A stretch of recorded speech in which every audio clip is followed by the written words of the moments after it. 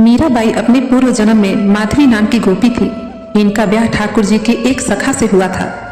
जब ब्याह करके जा रही थी तब इनकी माँ ने इनको समझाया। बोली, सुन, तेरा जो पति है ना, उसका एक मित्र है, उसका नाम कृष्ण है। वो जिसको देखता है उसको अपना बना लेता है। तेरा पतिव्रत धर्म कहीं नष्ट नहीं हो जाए, उसको मुख मत दिखाना अपना। माधवी ने बात मान ली। जैसे ही वृंदावन आई तो ठाकुर जी को पता चला हमारे सखा ब्याह करके आए हुए हैं। ठाकुर जी दौड़ के पहुंच गए। अरे कहाँ है बहू?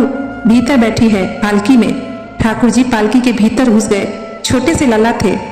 भाभी जी, मुंह तो दिखाई दो, घूंघट करके बैठी हो।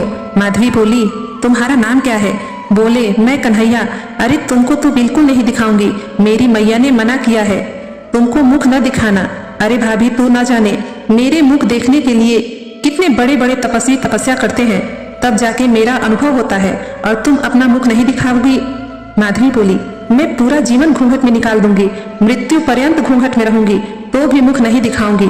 ठाकुर जी तो बहुत देर तक मनाते रहे। जाते जाते बोल गए, देख लेना भाभी, तड़पोगी मुझे देखने के लिए। माधवी ने अपने पूरे जीवन काल में ठाकुर जी के दर्शन नहीं किए। जब जब पता चलता कि गली से श्याम सुंदर आ रहे हैं, घूंघट कर लेती। लेकिन तभी समय आया गोवर्धन धारण लीला का।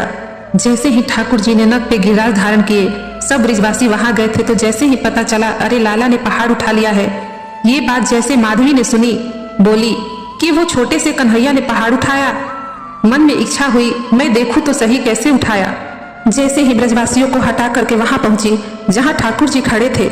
जैसे ही उधर पहुंची तो ठाकुर जी के सामने आते ही नेत्र धुंधले हो गए। ठाकुर जी दिखे नहीं। अविरल अश्रुधार गिरने लगी। बार बार आंखें पोंछ कर देखती, लेकिन ठाकुर जी नहीं दिखते।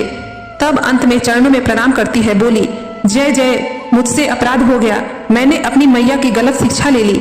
अरे जहां मुंह दिखाना चाहिए वहां से मुंह छिपा लिया, कृपा करके दर्शन दे दो। ठाकुर जी बोले, नहीं नहीं, अब तो तुमको प्रतीक्षा करनी पड़ेगी। तुम्हें मेरे दर्शन होंगे, लेकिन प्रतीक्षा करनी होगी।